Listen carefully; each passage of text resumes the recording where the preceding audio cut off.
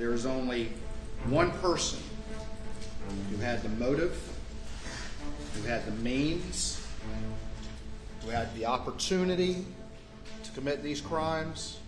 The defendant, Lori Vallow Daybell, used money, power, and sex, or the promise of those things, to get what she wanted. This was a big, big problem, and she made it the defendant's problem to solve. From killing a teacher because of a bad grade, to murdering children for money and freedom, to strangling a family member to death over an internet connection, these are some of the most shocking motives from recent cases and the defendants who couldn't escape justice. Welcome to Sidebar, presented by Law&Crime. I'm Jesse Weber. How many times have I said motive, it's not an element of a crime, right? I always explain how prosecutors don't need to prove why somebody committed a crime, their motivation. I say that, but remember, it does help tell the story for prosecutors, doesn't it? It does help sell it to a jury. And after covering so many different trials, there are some motives that really do stand out to you more than others for all the wrong reasons. So here's a collection of some shocking motives from recent cases laid out by prosecutors.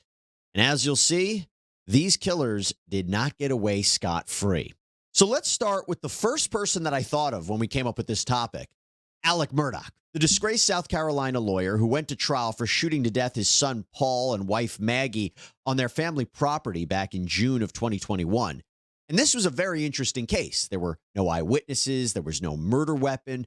The forensics were arguably not entirely helpful for the prosecution.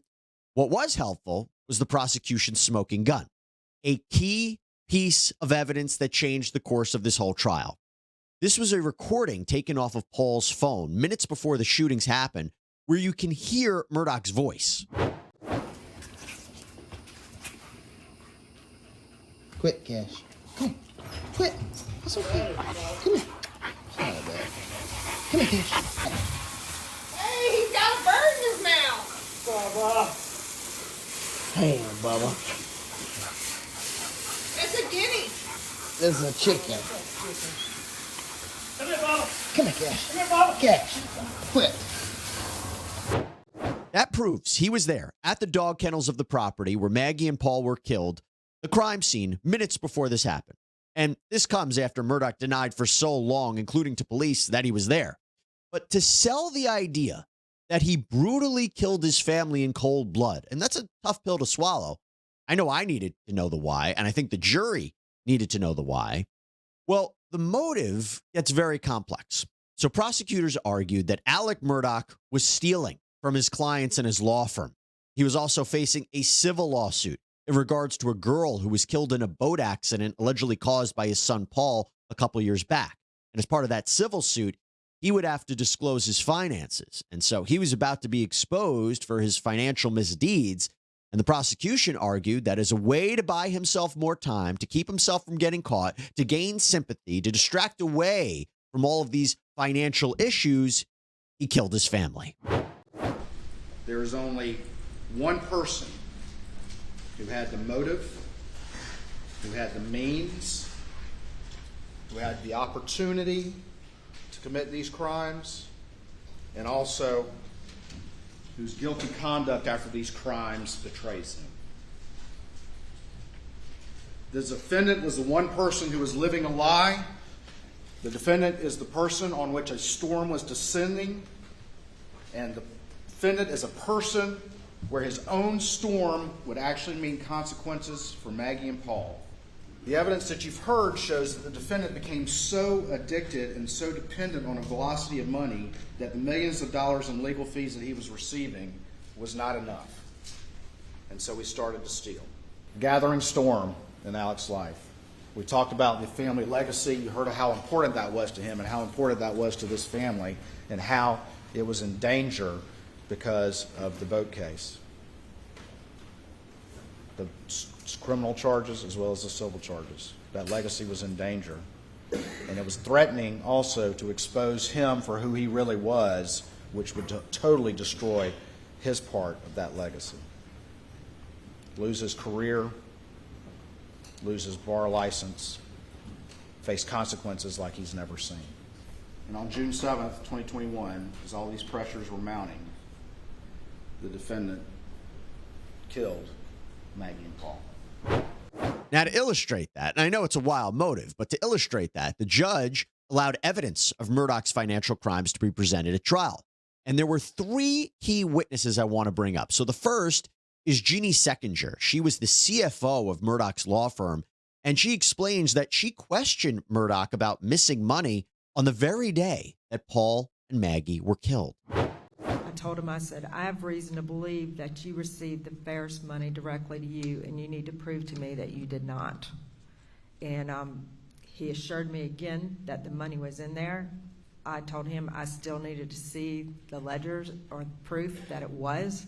After the murders happened, was anybody at all concerned about getting the proof for those missing fees after those murders happened at that point in time? We weren't, because we were concerned about LA. That is big. The questions into what he was doing stopped once his family was killed. So if you believe the prosecution's motive that he committed murder to stop the investigation into his finances and tried to prevent himself from being exposed, did it not work in a way? I mean, listen to Murdoch's former paralegal, Annette Griswold. Did the law firm community rally to the aid of the defendant? They did. Was that the primary focus of on everybody's mind in the aftermath? Absolutely. Were you at all concerned about finding out what happened to these Ferris fees after that happened? What Ferris fees? What Ferris fees? Yeah, what Ferris fees? No one looking into this missing money? And the prosecution doubled down on that by calling in Mark Tinsley. He's the lawyer for the family of Mallory Beach. This was the girl in that boat crash who was killed, I mentioned earlier. Again, Paul was the alleged driver of that boat. Now, Tinsley was responsible for the lawsuit against Murdoch. Well, what happened after the murders? Did that have any effect, that tragedy of their deaths, did that have any effect on your assessment of the boat case and how everything fit together if things were how they initially appeared? It would have affected. I mean, yes, it did, and it would have ended the case. It would have ended the case against who? Against Alex Murdoch. And explain that to the jury. Why? What had changed after this terrible tragedy? Well, when you have a civil case, nice people get good verdicts. Okay, just generally speaking. Yes, sir.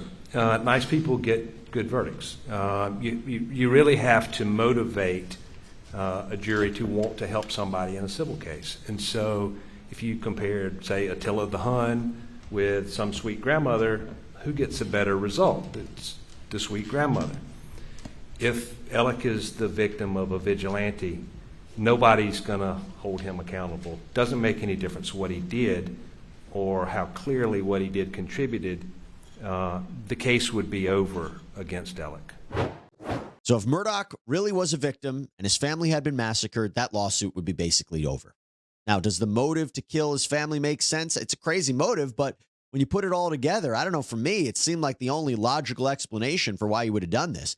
And also, this is a guy that also hired someone to shoot him so that his son could collect life insurance policy money. Yeah, that was another part of the case, that Murdoch hired his distant cousin to shoot him, to kill him, shot him in the side of the road, which he allegedly did do, although Murdoch didn't die. The goal was that his surviving son, Buster, would get $10 million if he ended up dying. Crazy situation. I mean, if he's capable of coming up with a plan like that, is it outside the realm of possibility that he hatched this one too? In the end, the jury convicted Alec Murdoch for the murders of Paul and Maggie. He was sentenced to life in prison without parole. And in terms of all those financial crimes, well, he didn't escape justice there. Murdoch pled guilty to those charges, was sentenced to 27 years in prison to be served concurrently, meaning at the same time as the life in prison sentences. Hey, everybody. So with the new year upon us, how many of us are thinking, this is the year? This is the year. I'm going to eat healthier. I'm going to eat cleaner. Well, with Green Chef, the #1 meal kit for eating well, you can actually do it. You can actually reach your eating goals and do it seamlessly. Green Chef has amazing nutritionist-approved recipes featuring certified organic fruits and vegetables, organic cage-free eggs, sustainably sourced seafood. With Green Chef, you can count on meals that are good for your taste buds, good for your body, and good for the planet. They deliver everything you need to eat clean and support your healthy lifestyle. I just ordered Mediterranean option. My wife and I came back from our honeymoon from Greece. That is exactly what we were looking for. We want to stay European fit, you know? And Green Chef, by the way, is now owned by HelloFresh. So there is this wider array of meal plans to choose from. There's really something for everybody. Both are proud sponsors of us here on Sidebar, and you can all enjoy both brands at a discount. So right now, you can go to greenchef.com/60sidebar and use code 60sidebar to get 60% off plus 20% off of your next 2 months. You want to talk about just a nonsensical, cold-blooded killing? Willard Chaded Miller and Jeremy Goodall. These were the two 16-year-old friends who murdered 66-year-old Spanish teacher Nohema Graber out in Iowa in 2021. They beat her with a baseball bat. Her body was found under a tarp, a wheelbarrow, and railroad ties at a park. Now, why would these teenagers do this? Because of a bad grade she gave Miller. Yeah, apparently he was worried that the bad grade would keep him from participating in a study abroad program. Here is part of Jeremy Goodale's police interrogation where he says that Miller recruited him for the murder. Maybe a couple weeks before November 2nd, all of a sudden it took a turn. Okay, tell me about that. Well, it was just like near the day. I was eating lunch in the cafeteria with John and Shaden and a few other people that we stood with. And I got to bust my lunch trays. He kind of pulled me aside and said, "Would you help me if I killed this Graber?" Mm-hmm. Will you help me if I kill this Graber? Those were his words? Okay. And what was your response? I paused for a moment and looked at him, and then I said, "Sure." Now, to give you a little bit more perspective on this decision to kill, the court heard at one point the testimony of forensic psychologist Dr. Mark Cunningham, who discussed issues with teen maturity, brain development, or judgment. So, yeah, you could break this down as we think about less capable, mature judgments into being less capable to exercise self-regulation, which means that they're less able to resist their social and emotional impulses. So, Shaden Miller has a very temporary problem of failing Spanish that he is attempting to address. And there's an immediate reward that would come from not failing Spanish after all, with the neglect of the profound cost of this for himself, for Ms. Graber, for Jeremy, for the community as a whole. And so it's a calculus that neglects that extraordinary cost. And so they have less ability to foresee and take into account the consequences of their behavior, or to take into account the perspectives of someone else, to appreciate that person's personhood. The planning of this was the planning for how to carry it out. That's what the planning was for. And once that tragic act had been carried out, it's like now they're improvising about, now what do we do? Jeremy's proceeding in this offense out of loyalty to a friend and to maintain that friend's approval and be seen positively in Shaden's eyes. So that small social reward for this enormous cost. Yeah, so both Miller and Goodale, they ended up pleading guilty to murder. Not surprising when you consider the evidence in this case. First, there were apparently messages on the Snapchat social media platform where Goodale implicated himself and Miller in the killing of Nohema. Then you have the police interviews where they said incriminating things. For example, Miller said he knew what happened to Nohema, but he didn't kill her. He said the real killers, a bunch of masked kids, forced him to move her body. I don't think that helped him too much. And then Goodale agreed to be a prosecution witness and testify against Miller should he go to trial. So in the end, Miller was sentenced to life in prison with a mandatory minimum of 35 years to be served before being eligible for parole. And Goodale was sentenced to life in prison with an eligibility of parole after 25 years. Just a horrible, senseless killing. But I do want to leave you with this. This was Judge Sean Showers, Listen to what he said to Miller before he officially sentenced him to life in prison. I believe that you're currently a threat to the community. Certainly, your failure to appreciate the consequences played a role in your teacher's death. While this particular case also shows that planning that went into the murder, it does also show your impulsivity. I was troubled when I read that you reported you believe you have a higher IQ than most of the staff at the South Iowa Detention Service Agency. This sort of arrogance is sometimes a reflection of youth, other times it's just your personality. And the arrogance is troubling to me. And I find on the record that arrogance is not primarily due to age, but to an intellectual superiority mindset. Okay, moving on. You want to talk about a convoluted plot? Well, wait till you hear about the case of Charlie Adelson. So Adelson, a Miami dentist, was charged in connection with the 2014 murder of Florida State University law professor Dan Markel. Prosecutors allege that he orchestrated the assassination through his ex-girlfriend, Catherine Magbanawa, who then proceeded to recruit the father of her children, Sigfredo Garcia, who then hired his associate, Luis Rivera. Garcia and Rivera, they did in fact carry out the murder, shooting Dan in the driveway of his Tallahassee home. And investigators believe that Charlie was the one who orchestrated the killing, facilitating the payment of $100,000 to be shared by Magbanawa, Garcia, and Rivera. Surveillance footage, bank accounts, secretly recorded conversations by police, they all led to the arrests of these co-conspirators. Rivera pled guilty back in 2016 to second-degree murder, not first. He cooperated with prosecutors. He received a 19-year prison sentence to run concurrently with a federal sentence on an unrelated case. Garcia, whom Rivera claimed was the actual shooter, was convicted of first-degree murder. He was sentenced to life in prison. And Magbanawa was convicted of first-degree murder, conspiracy, and solicitation in a retrial, and she, too, was sentenced to life in prison. With all that in mind, the question, of course, is why on earth would Charlie Adelson want to kill Dan Markel, right? Well, it centers around the fact that Adelson was Dan's former brother-in-law. Yeah, Dan was married at one point to Charlie's sister, Wendy Adelson. They had kids together, but they divorced, and they were in the middle of this bitter custody dispute. Here's the prosecutor explaining more of this in Charlie's trial. A review of Wendy Adelson's emails revealed that her mother, Donna Adelson, hated Dan Markel and was desperate to find a way for Wendy and her children, who were Donna Adelson's grandchildren, to be able to move to Miami.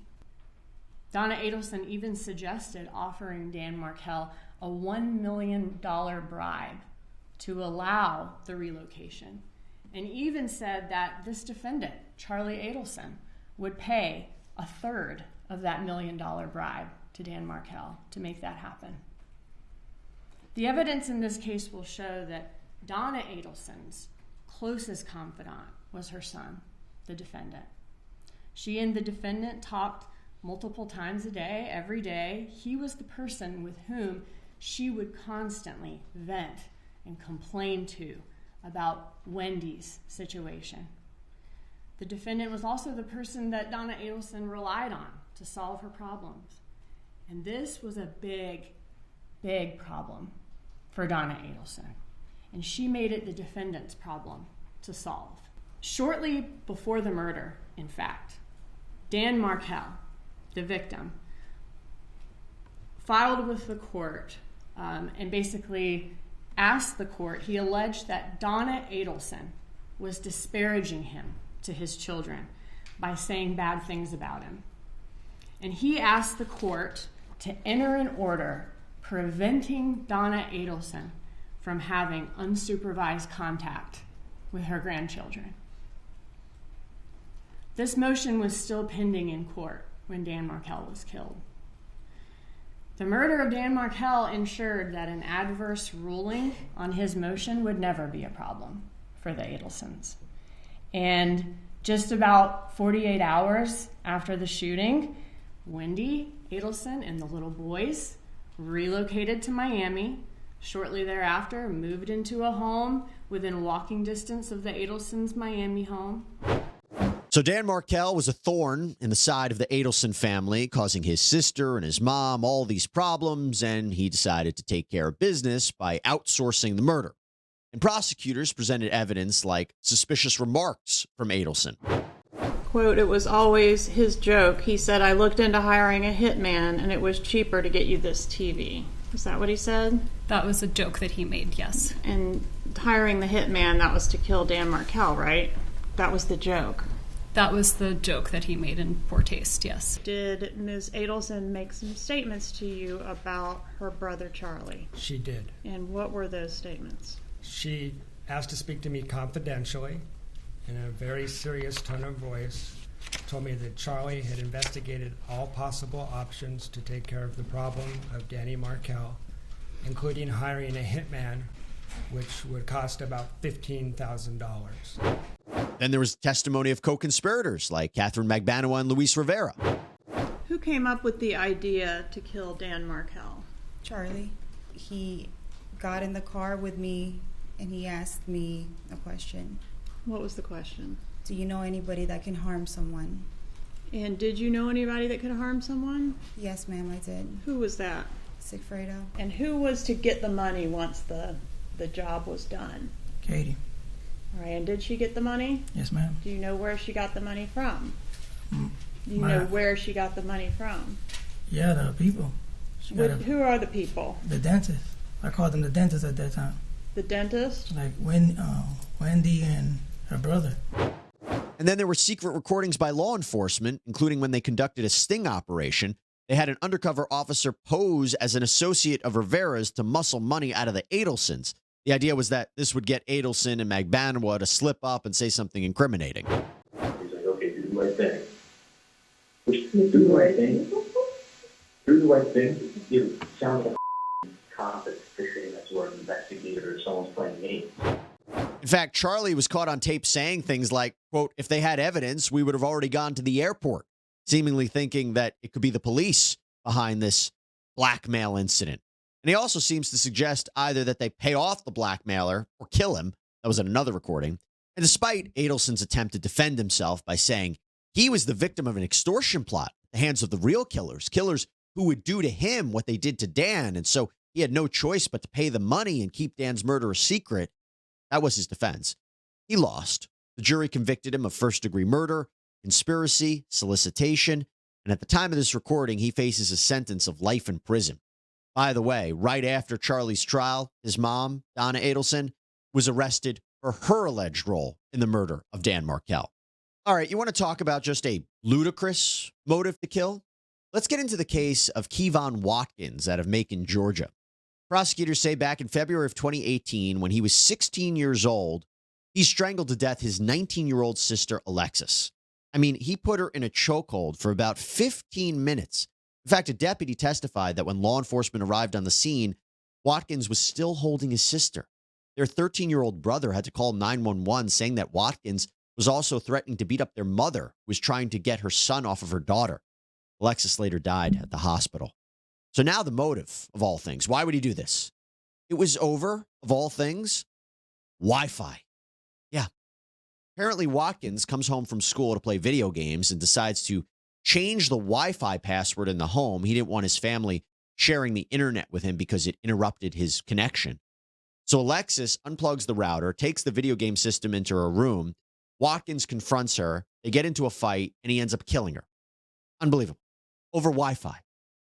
Now, Watkins opted for a bench trial, meaning a judge would decide the case, and the judge ended up convicting him of murder, not voluntary manslaughter, which his defense had suggested as an option. Judge Verda Colvin said, quote, "In those 10 minutes, she had to have stopped moving. Perhaps that wasn't noticed by the defendant because he was still angry." Judge Colvin also expressed sympathy that those around Watkins let him down. Quote, "In this household, chaos was empowered. In this household, the ability to ignore and follow corrective discipline was empowered." Watkins was sentenced to life in prison. He appealed, arguing he should have only been found guilty of manslaughter, but the Supreme Court of Georgia disagreed and upheld his conviction. Now, how could I talk about shocking motives to kill without talking about the case of Lori Vallow Daybell out of Idaho? So Lori and her husband, Chad Daybell, were criminally charged in the deaths of Lori's children, 7-year-old J.J. Vallow and 16-year-old Tylee Ryan, and also Chad's deceased wife, 49-year-old Tammy Daybell. While the bodies of her children were found buried on Chad's property, Tammy, it was initially believed, died in her sleep from natural causes, but a further investigation revealed that she had been murdered, died by asphyxiation at the hands of another. By the way, the evidence suggests that Lori's brother, Alex Cox, he was the person who helped carry out the actual killings of the kids. Alex, though, is dead, died from a blood clot. But Lori and Chad were each hit with first-degree murder and conspiracy to commit murder charges, among other charges. Now the motive, right? Why on earth would a mother kill her own children? Why would she be involved in a conspiracy to commit the murder of Tammy? Well, prosecutors argued that Lori did this for several reasons. One was to live a life full and free with Chad. He was having an affair with Lori. Two, for financial gain. In other words, obtain the proceeds of Social Security and life insurance benefits from the deaths of these victims. And three, this is the big one, that she and Chad felt justified through their extreme religious beliefs, that these were dark spirits, that it was good versus evil, that the kids were possessed. And we really saw this in the first trial in this case, the trial of Lori Vallow Daybell. Here's prosecutor Lindsay Blake. The defendant, Lori Vallow Daybell, used money, power, and sex, or the promise of those things, to get what she wanted. It didn't matter what obstacles she had to remove to get what she wanted. Tylee Ryan was a vibrant young woman, 17 years old, a whole life ahead of her. She was just about to enter into adulthood and make her own way in the world. Who knows what she would have become?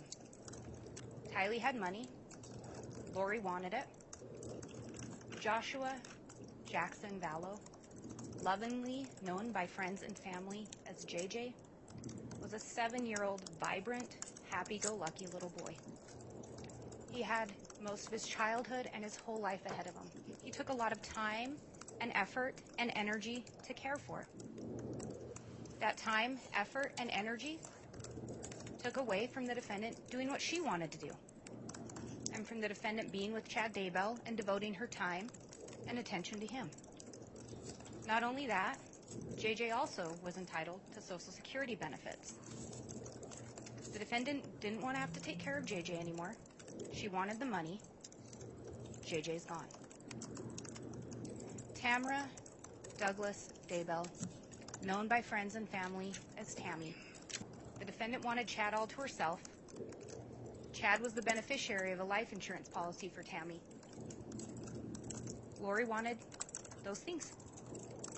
Tammy's gone.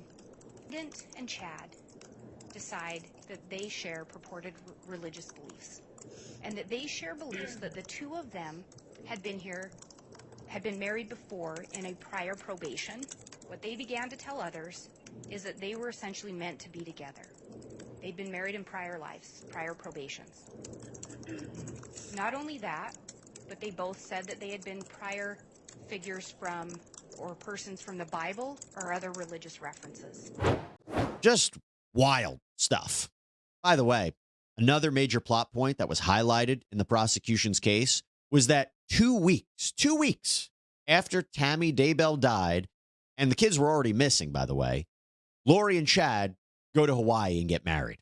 All these pictures of them happy and dancing, pretty sick to think about. So if the motive is to live a child-free life, collect their money, and live happily ever after, it sure looks that way.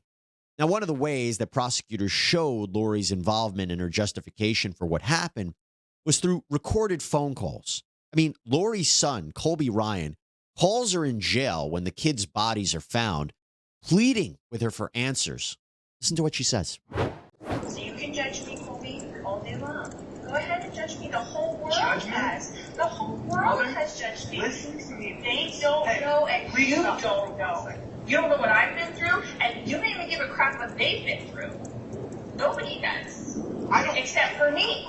I'm the one that knows. I am the one that was in the hospital with Tylee for hundreds of days watching her suffer. I am the one that was there doing everything with JJ every day. I was the one who did it all these years. did it all to throw it in the garbage.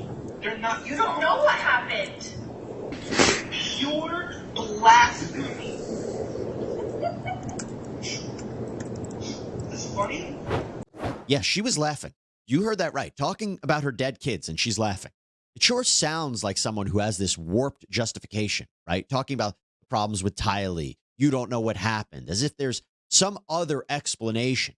And focusing in on that religious motivation to kill, text messages were read aloud in this case. And this is former Special Agent Douglas Hart.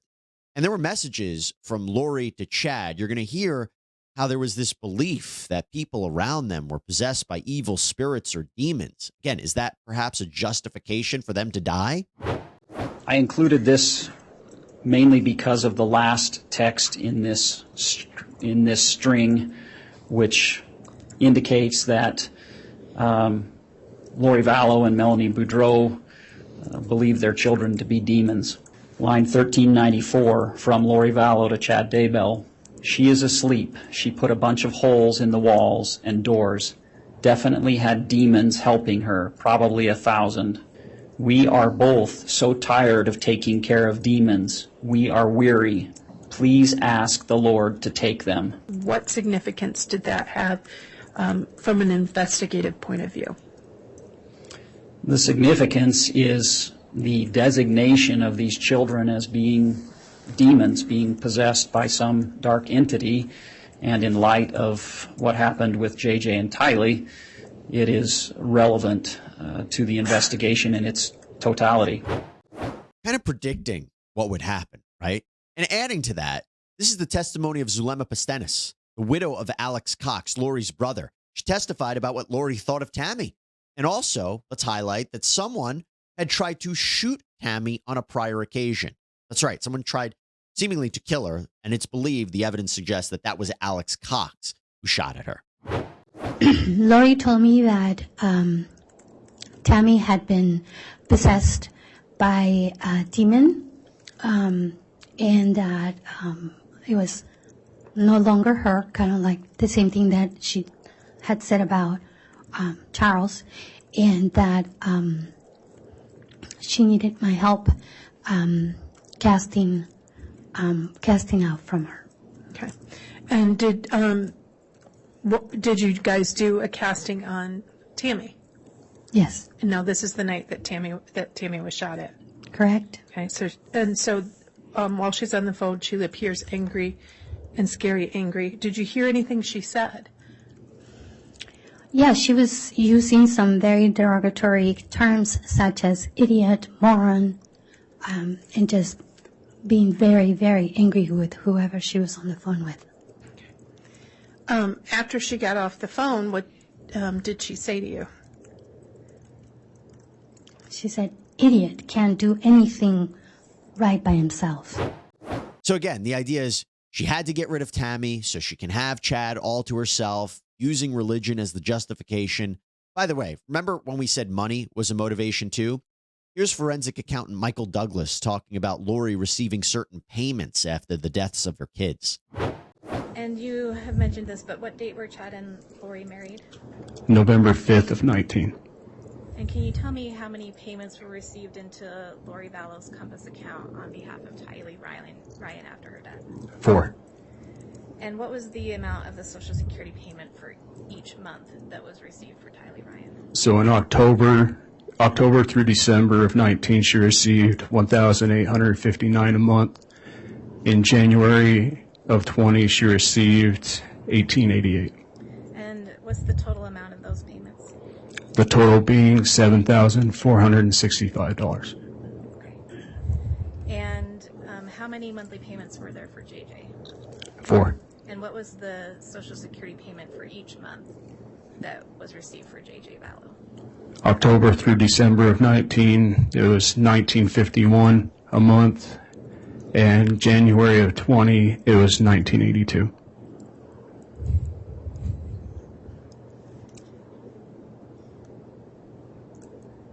And what was the total amount of those payments? The $78.35. So all the money going into her account from her kids after they're dead. And then after Tammy dies, Chad was the beneficiary of his wife's life insurance policy, and he starts spending more money, interestingly enough. And by the way, Lori was also hit with grand theft charges, too. Chad was hit with insurance fraud. Well, in the end, the jury convicted Lori of all charges, including murder. She was sentenced to 3 life sentences without the possibility of parole. And most recently, Lori made her initial court appearance in Arizona, where she pled not guilty to conspiracy to commit murder charges in connection with the death of her deceased husband, Charles Vallow, who was actually shot by her brother, Alex Cox, at one point in time. Yeah, for anybody who doesn't know this case, it's quite the saga.